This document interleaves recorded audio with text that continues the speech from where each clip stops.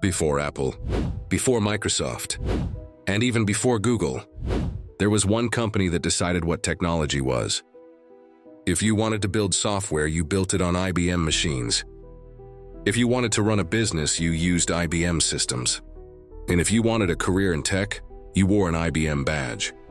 They didn't compete. They controlled. And for decades, nobody questioned it.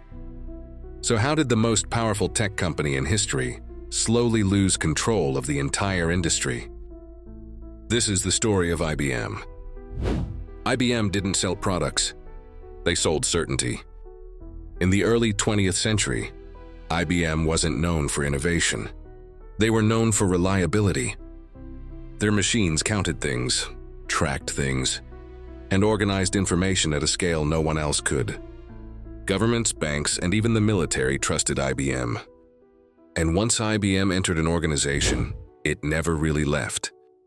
Their systems were custom-built, their software was proprietary, and their training programs locked employees in for life. Switching away from IBM wasn't expensive. It was unthinkable. IBM didn't grow by being exciting. They grew by being inevitable. Because their dominance wasn't just technological. It was cultural.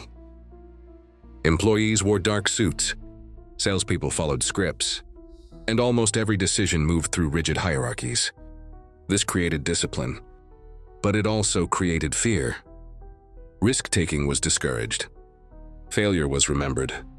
And creativity was controlled. IBM didn't reward rebels. They rewarded loyalty. For decades, this culture worked perfectly.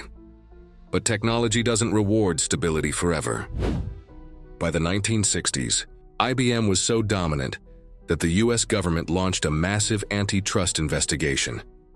Competitors accused IBM of crushing innovation. But inside IBM, this wasn't seen as a warning. It was seen as proof of success. IBM believed the future would always belong to big systems, long contracts, and centralized control. They didn't believe technology would become personal, and that assumption would cost them everything. When personal computers appeared, IBM dismissed them. Consumers weren't serious customers, and small businesses weren't strategic clients. So IBM focused on mainframes. Then suddenly the PC market exploded. IBM panicked and made a huge mistake. They rushed a product to market. And for the first time in their history, IBM broke their own rules. They outsourced. Intel built the chips. Microsoft built the software. So IBM assumed the brand would maintain control. But they were wrong. IBM didn't realize what they'd done. By letting Microsoft license the operating system freely, IBM handed control of the platform to someone else. Microsoft learned faster, moved faster, and adapted faster. Developers and consumers followed Windows. And with that, IBM became irrelevant in the PC world, even though they helped create it. IBM didn't lose because of bad technology. They lost because they misunderstood where power was moving.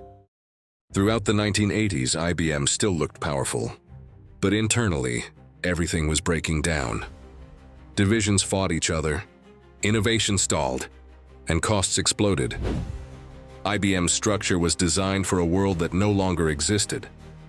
Companies that were smaller and faster completely left them in the dust. By the early 1990s, IBM was hemorrhaging money, and the empire was cracking. In 1993, IBM lost $8 billion in 1 year. Executives openly discussed breaking the company apart. Employees feared the end. This wasn't a downturn. This was existential. IBM had reached the edge of extinction, and they only survived by abandoning their identity.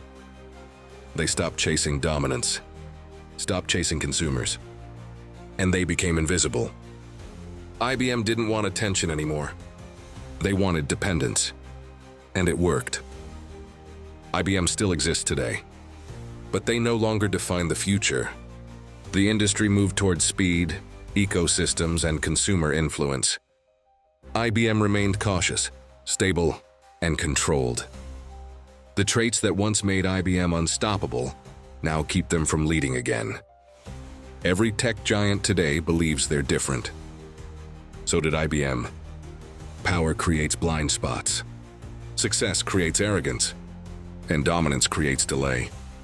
IBM didn't fail. They faded. And that's the most dangerous ending of all. IBM once controlled the tech world. Now it quietly lives inside it. And history is already choosing who's next. Thanks for watching the video. Make sure to like and subscribe if you enjoyed it. I upload multiple stories a week, so make sure to stay tuned. Catch you guys in the next video.